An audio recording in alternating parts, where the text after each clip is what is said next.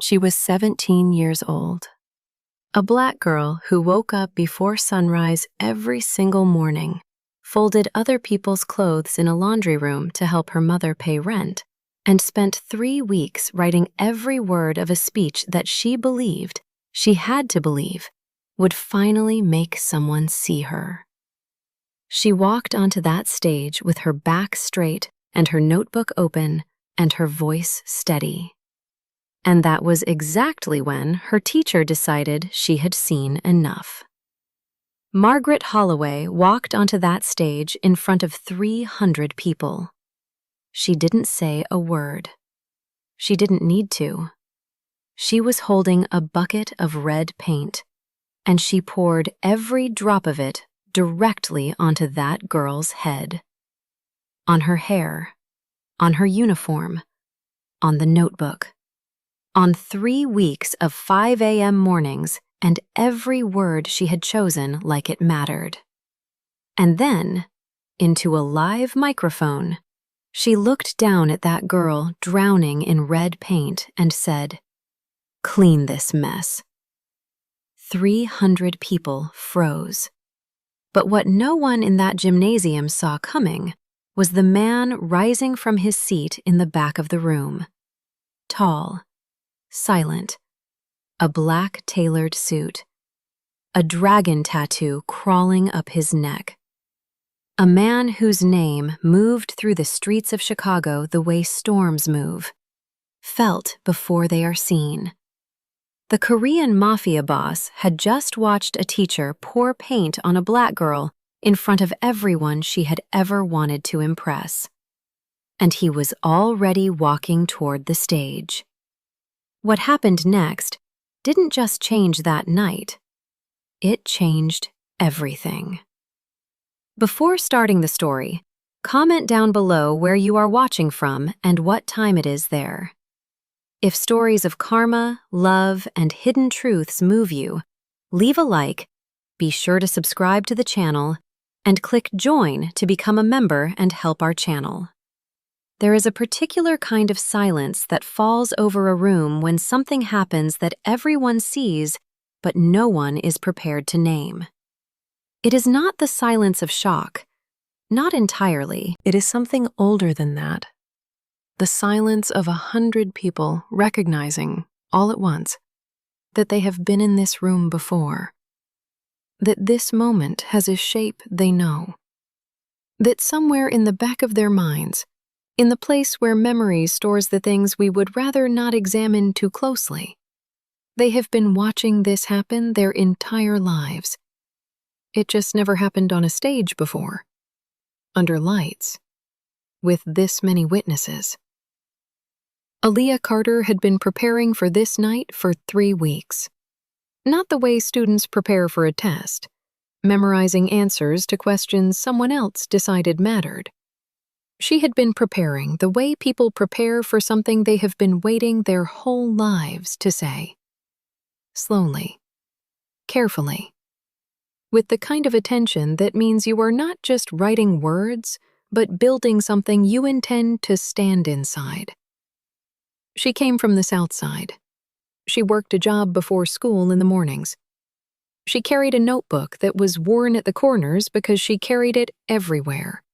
On the bus, in the break room of the laundry where she folded other people's clothes, at the kitchen table after her mother had gone to sleep. The notebook was not precious because it was expensive. It was precious because of what was inside it. 3 weeks of mornings. 3 weeks of choosing one word instead of another.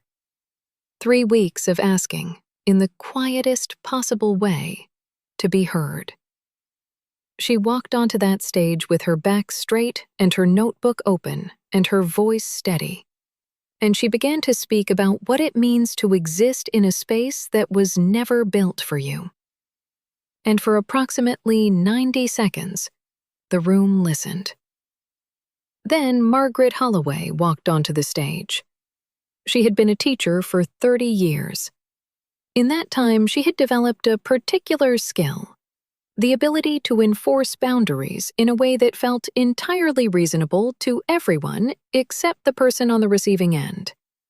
She had perfected the language of policy. She had learned to say, "This violates our standards," in a tone that made questioning her sound like questioning civilization itself.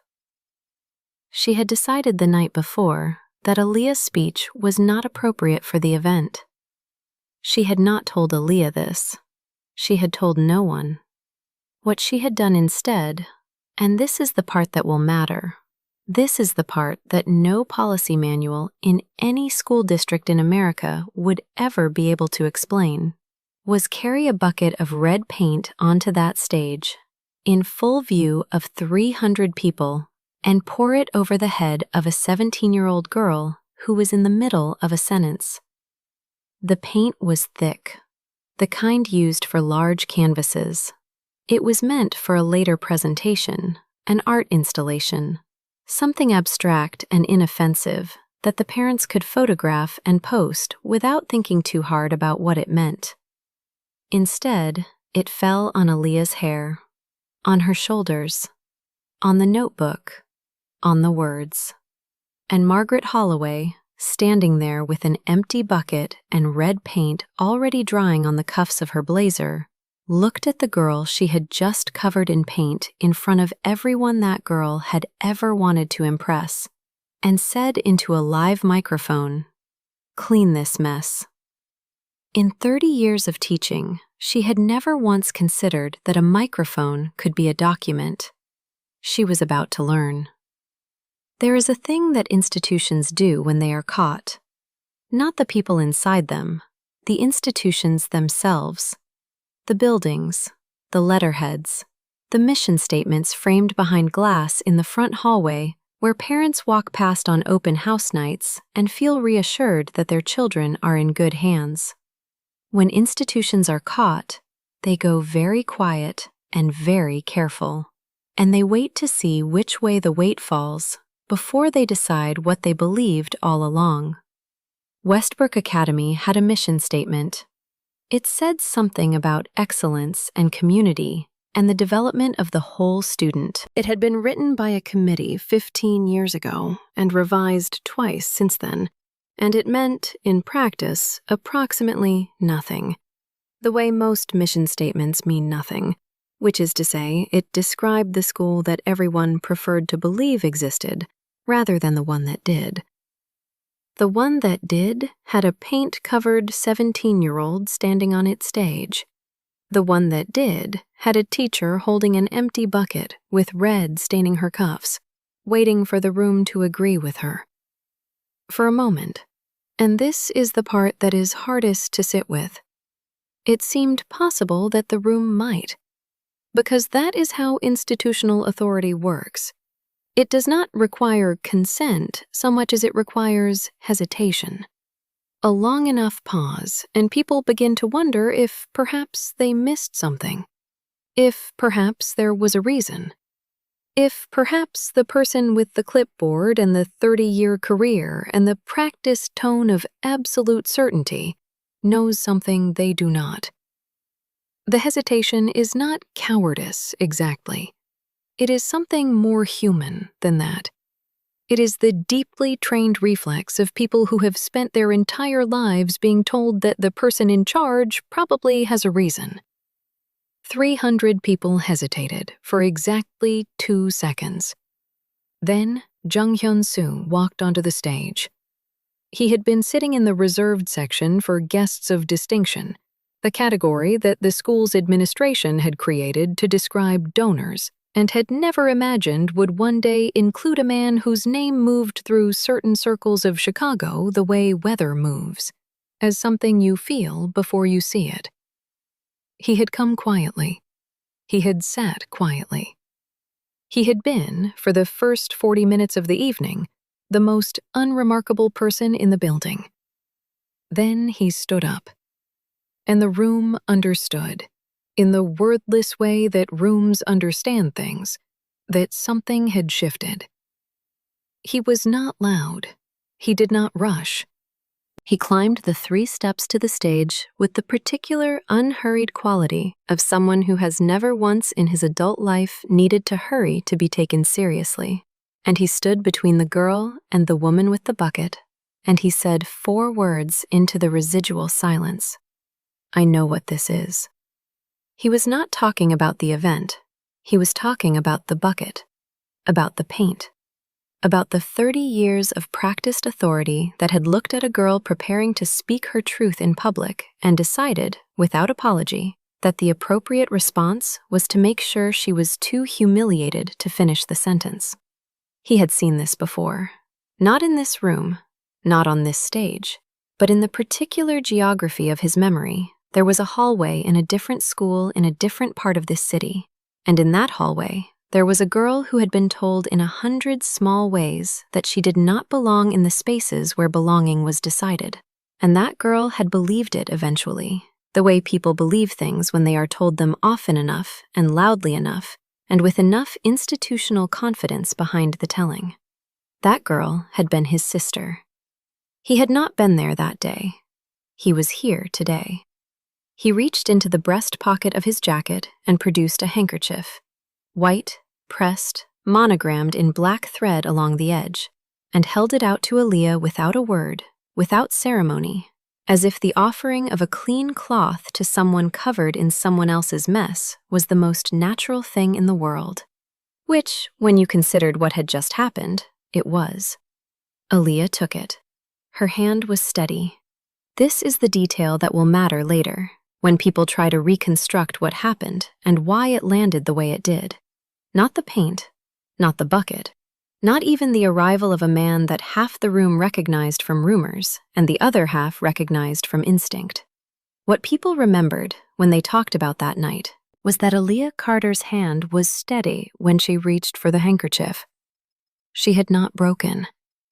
And Margaret Holloway, standing 3 feet away with red paint on her cuffs and an empty bucket she no longer knew what to do with, was beginning to understand what that meant. There is a difference between power and authority. Authority is granted. It lives in titles and tenure and the accumulated weight of institutional approval. It can be revoked. It can be questioned. It can be stood in front of by a 17-year-old girl with paint in her hair and a steady hand, and it will flinch first. Power is different. Power does not need a title. Power does not need approval. Power is what fills a room when someone walks into it who has never once needed permission to exist in the spaces they occupy. Power is what Jung Hyun-soo carried onto that stage without a clipboard, without a lanyard, without a single document to justify his presence. And what Margaret Holloway, for the first time in 30 years, found herself standing directly across from. She did not know what to do with it. This was the thing about Margaret Holloway that the mission statement would never capture, and the disciplinary report would only partially describe. She was not, in the classical sense, a villain. Villains require self-awareness. They require the knowledge that what they are doing is wrong, and the decision to do it anyway. What Margaret Holloway had was something more common, and in many ways more dangerous than villainy. She had certainty. She had spent 30 years inside an institution that had rewarded her certainty, had given it grades and tenure, and the quiet deference of students who learned early that questioning her was more costly than enduring her. And the certainty had calcified over time into something she could no longer distinguish from truth. She had looked at Aaliyah's speech and seen disruption. She had not asked herself why she saw it that way. She had not asked herself why a speech about dignity and identity and the experience of moving through spaces not built for you felt, to her, like a provocation. She had not asked herself what it meant that her first instinct, upon reading the words of a 17-year-old girl who worked before school and wrote in a worn notebook on a bus, was not pride or recognition, or the particular satisfaction of watching a student find her voice, but control, the need to contain, the need to ensure that what happened on her stage, under her lights, in her event, stayed within the boundaries of what she had decided was appropriate. She had not asked herself any of these questions, and now she was standing on a stage holding an empty paint bucket with her cuffs stained red, while 300 people filmed her with their phones, and the questions were going to ask themselves whether she was ready or not. Jang turned to the microphone. He did not perform. This is important. There are people who, when given a room's full attention, expand into it, who fill the silence with gesture and volume and the particular theater of someone who knows they are being watched. Jang did none of this. He spoke the way he did everything, which was with the minimum necessary and the maximum effect. And what he said was not a speech so much as a series of facts delivered in the tone of someone who has long since stopped being surprised by what facts reveal. He told the room who he was.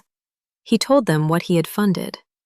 He told them about the library and the scholarships and the laboratory, not with pride, but with the flat precision of a man establishing context, the way you establish context before you make a point that requires it. And then he said the thing that Margaret Holloway would spend the rest of her career trying not to hear repeated back to her. The evidence is literally in your hands. 6 phones in the audience had been recording since the moment the paint fell. 2 of them had caught the full arc. The walk onto the stage, the positioning, the pour, the words that followed. 1 had caught Margaret Holloway's face in the moment before she'd tipped the bucket. And what it showed was not the face of someone acting on institutional policy.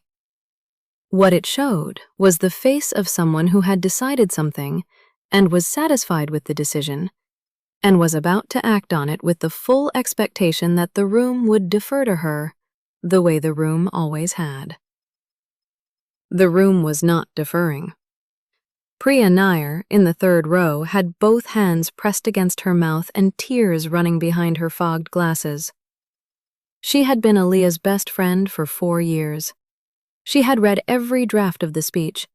She had been the one Aaliyah sent the backup copy to, 3 days before the event, in a text message that said only, "just in case." Because Aaliyah Carter had grown up in circumstances that teach you to always have a just in case.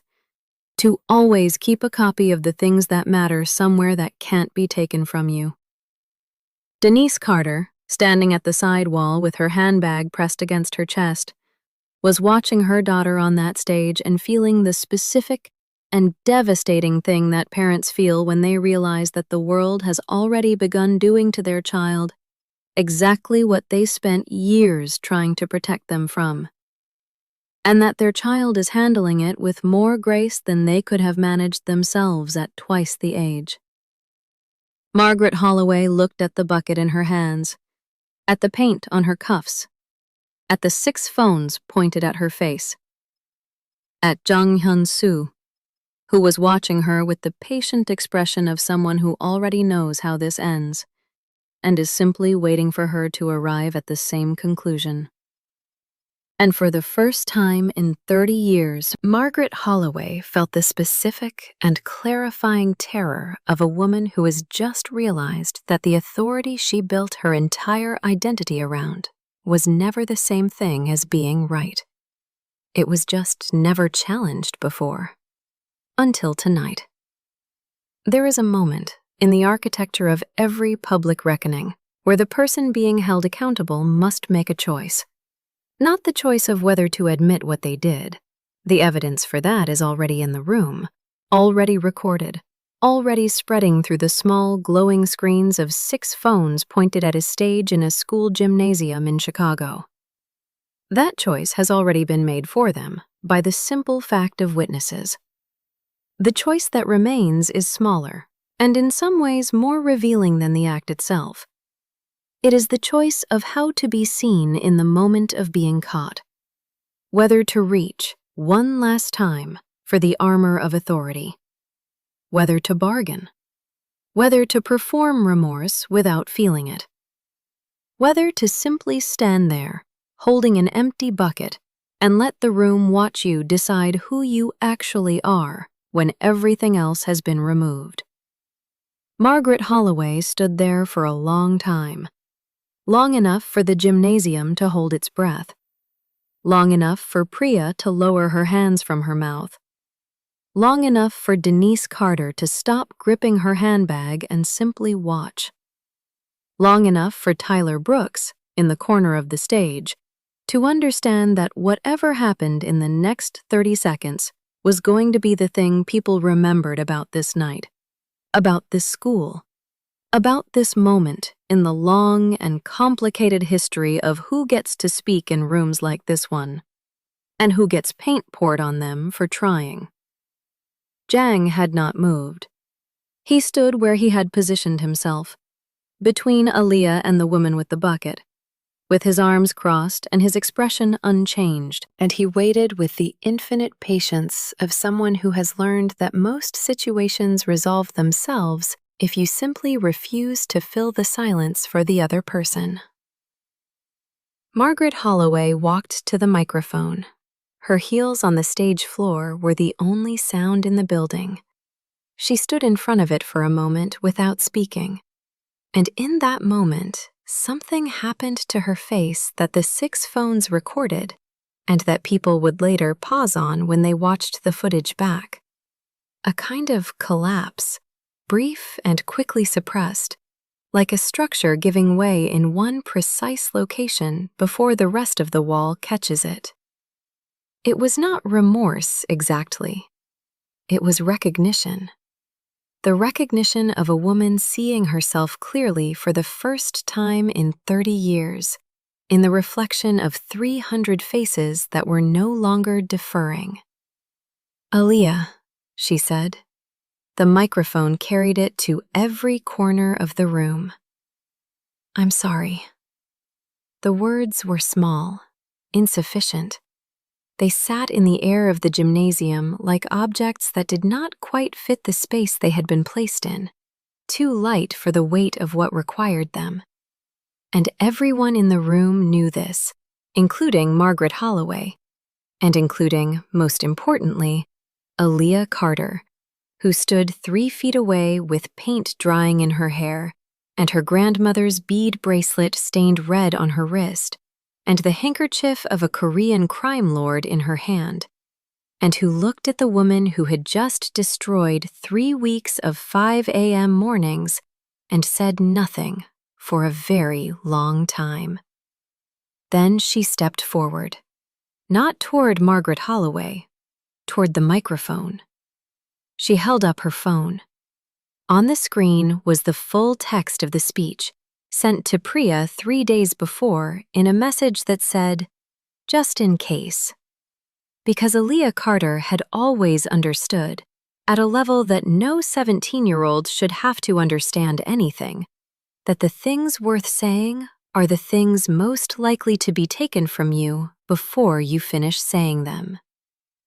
She looked out at the room, at her mother at the side wall, at Priya with her fogged glasses and her wet face, at Tyler already moving toward the sound booth to connect the phone to the presentation screen, at the 300 people who had come to watch a cultural showcase and were instead watching something that had no name in the program, but that every single one of them would carry out of this building and into the rest of their lives. At Jung Hyun-soo in the corner of the stage, arms still crossed, who gave her nothing. No nod, no smile, no performance of encouragement. Because he understood, as few people in that room understood, that she did not need it, that she had never needed it, that the only thing she had ever needed was to not be stopped. "May I continue?" she asked. The room answered before she finished the sentence. 300 people on their feet. The sound of it filled the gymnasium the way sound fills old buildings.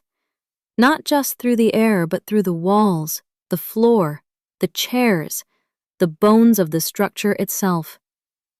Priya was standing on her chair. Denise Carter had both hands pressed flat against her sternum, the way people press against a pain that is also somehow a relief. Even the two men in black suits at the gymnasium doors were clapping, which was perhaps the strangest and most honest thing that happened in that building all night. Margaret Holloway walked off the stage. She still had the bucket. She would carry it out of the building and into the parking lot and sit in her car for 40 minutes before she was able to drive, and the bucket would sit on the passenger seat beside her the entire time, and she would not be able to explain later why she had not simply set it down. Some objects, once picked up in the commission of a terrible decision, become impossible to put down. They follow you. They insist on being carried. The screen behind Aaliyah lit up with the words she had written. She breathed in, and she began again, from the beginning, from the first sentence of a speech that had survived everything that had been done to silence it, because she had been careful enough to make a copy, and because copies are what people make when they have learned, young and completely, that the world is not always interested in preserving the things they build. Good evening. My name is Aaliyah Carter, and tonight I want to talk about what it means to exist in a space that was never built for you. She spoke for 11 minutes. No one moved. No one looked at their phone. No one made a sound except, near the back of the room, a woman who had come to watch her nephew perform in the string quartet and who had no context for any of what she had just witnessed, and who found, to her own surprise, that she was crying. Not from sadness exactly, but from the particular emotion that has no clean name. The one that arrives when you watch someone refuse, in public and at great cost, to be made smaller than they are. 3 weeks later, Margaret Holloway was formally suspended pending district investigation.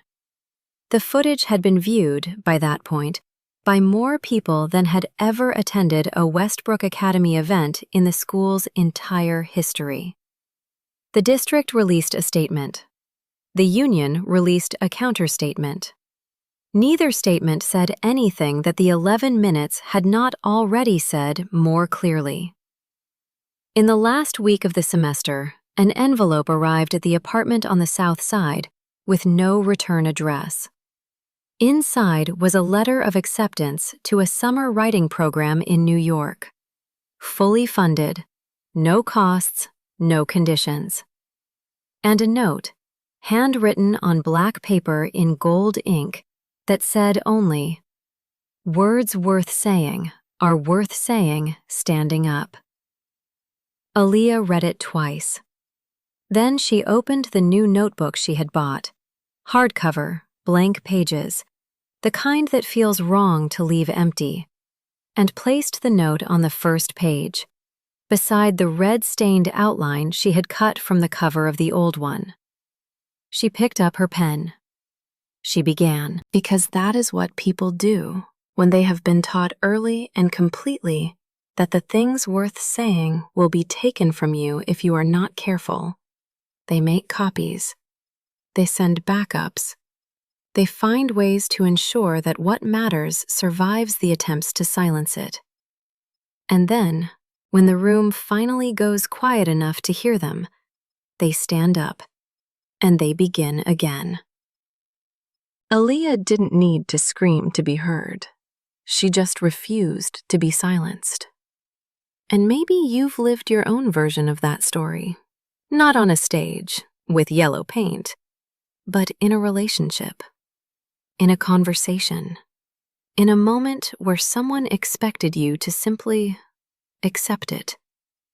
If you recognized yourself in her, if you've ever explained your worth to someone who never intended to see it, if you've ever called confusion love, if you've ever stayed loyal to potential while the pattern already told you the truth, This was made for you. The woman he can't manipulate. 30-day reset. 30 days to restore your perception, rebuild your standards, and become harder to confuse. Not harder to love. Different. Scan the QR code on your screen right now, or check the pinned comment for the link. Because the woman who knows her worth doesn't wait to be chosen. She chooses herself. If this story moved you, stop for a moment and reflect. Have you ever worked harder than anyone in the room, prepared longer than anyone around you, and still been told, without words or with them, that you did not belong in the space you had earned? Have you ever been made to feel small by someone who confused authority with power? Someone who only felt tall by making sure you stayed on the ground? And if you had been in that gymnasium, if you had watched it happen in front of you, would you have been the one to stand up? Tell us your experiences and feelings in the comments. We read them all.